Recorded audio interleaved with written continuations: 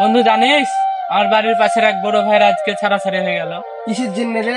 হয়তো মেয়ে তার নিজের বাপ মায়ের কথা শুনে, শ্বশুর শাশুড়ির কথা শুনে না, তার জন্য ছাড়াছাড়ি হয়ে গেল মনে হয়। কিন্তু ওই ছেলেটা অনেক ভালোই ছিল, আমাদের বাড়ির পাশে, তো আমরা সবকিছুই জানি। আসসালামু আলাইকুম। ওয়ালাইকুম আসসালাম হুজুর। আসিফুল, কেমন আছো? আলহামদুলিল্লাহ ভালো আছে, আপনি কেমন আছেন হুজুর? আলহামদুলিল্লাহ ভালো আছি। কি গল্প করছো দুই বন্ধু মিলে তোমরা? এই যে আমাদের বাড়ির পাশে এক বড় ভাইয়ের ছাড়াছাড়ি হয়ে গেল। তো বাংলাদেশে এত ছাড়াছাড়ি হচ্ছে, আর কারণ কি? বাংলাদেশে ছাড়াছাড়ি হচ্ছে, কি বলবো তোমাকে আসিফুল, বাংলাদেশে ছাড়াছাড়ি হওয়ার একটাই কারণ, মনে করো মেয়ে স্বামীর কথা শুনে না এবং শাশুড়ির কথা শুনে না। মেয়ে 2 দিন না যেতে সংসারে এসে ফিনু খাবো, এই চিন্তাধারা। দেখা যাচ্ছে তুমি যদি কমপ্লেন করো মেয়ের মাকে, মেয়ের মা তোমার কমপ্লেন নিবে না, তোমার কাছে ভালো হবে, কিন্তু মেয়েকে দেখবা যে মেয়ের মা খুব পরামর্শ দিচ্ছে।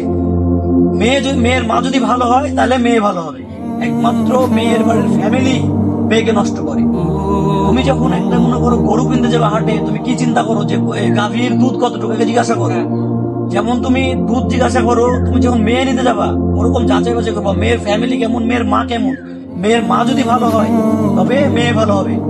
এটাই ঠিক কথা, বুঝা গেছে? তাহলে বিয়ে করার আগে অনেক চিন্তা ভাবনা বিয়ে করতে হবে, ফ্যামিলিটা দেখতে হবে। হুজুর আসসালামু আলাইকুম। ওয়ালাইকুম আসসালাম, ভালো থেকো।